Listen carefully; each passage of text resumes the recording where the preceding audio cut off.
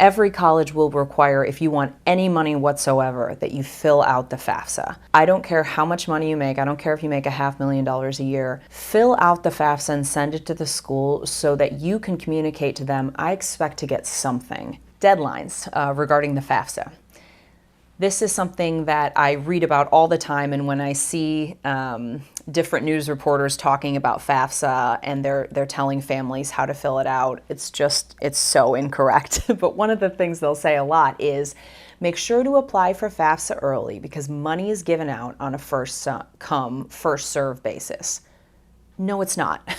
If that was the way it was working, then everyone who applied in October would get a ton of money, and everyone who applied in February would get no money. That is not how it works. Of course, it's not as simple as a first come, first served basis. I really don't know why they repeat this over and over again. Here's the reality about deadlines for the FAFSA or scholarships for college. You absolutely want to hit each deadline that a college gives you. So you can look up on their financial aid page when their FAFSA is due. Very few colleges will require the FAFSA as early as October or November.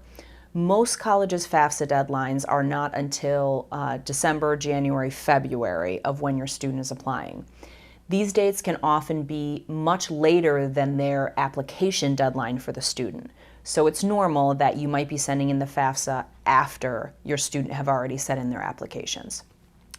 The important thing with deadlines is, yes, you want to hit them for the school, but it is much more important to make sure that you have filled these things out correctly and strategically than it is to get it in on October 1st. Getting it in on October 1st with an artificially inflated EFC is much more problematic than turning it in 2 months later with a correctly strategized EFC.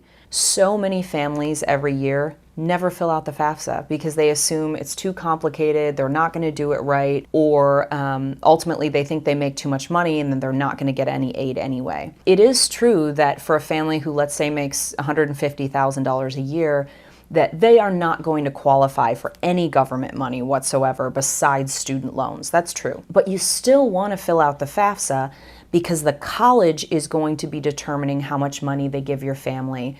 And if you don't fill out the FAFSA, they assume you want nothing. So every year, families miss out on massive amounts of cash for college because they just can't be bothered to fill out the form. Here's the great thing. It's not particularly complicated.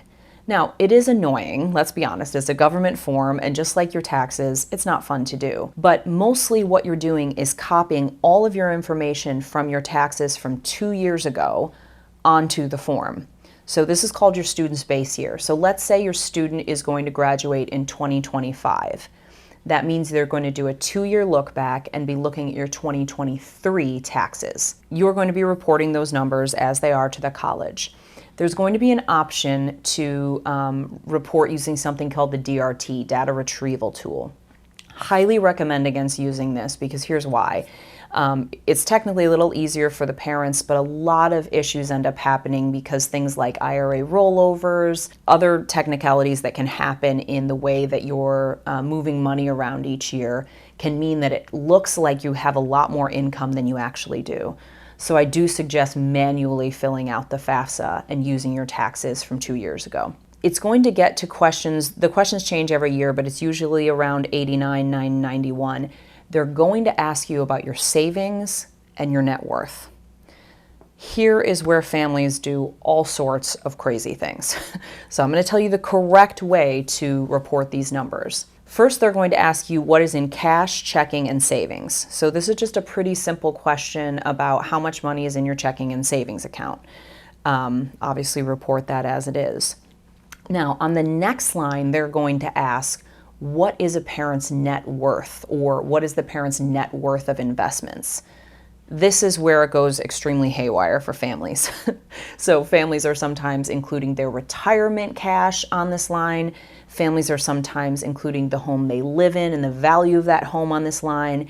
And families are often including the cash and savings that they just reported on the line before, again on this line. So now they've double claimed income. This is where colleges end up thinking that you have a whole lot more cash than you really should be reporting on this line.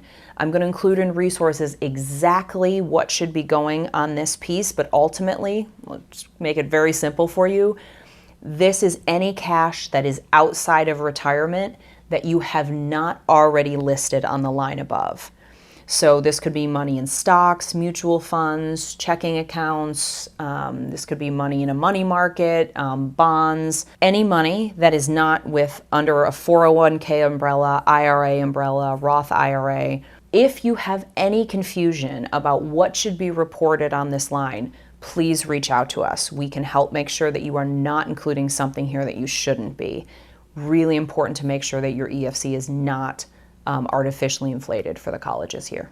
So again, if your EFC is over 15,000, be sure to make an appointment with us if you feel like you need one so that we can make sure it's as low as we can get it. If your EFC is already under 15,000, you don't need to make an appointment. You are set to go. Make sure that you're applying to a lot of high percentage of need met colleges. It's that easy. So with those simple strategies, you're going to make sure that your student is going to have a much more exciting financial aid season. You can expect to see the official financial aid offers from each college sometimes as early as February, but usually it's closer to March and April of the student's senior year. There is a long waiting period that is going to feel endless for you and your student after they've applied and gotten in before you find out your final financial aid offer from each school.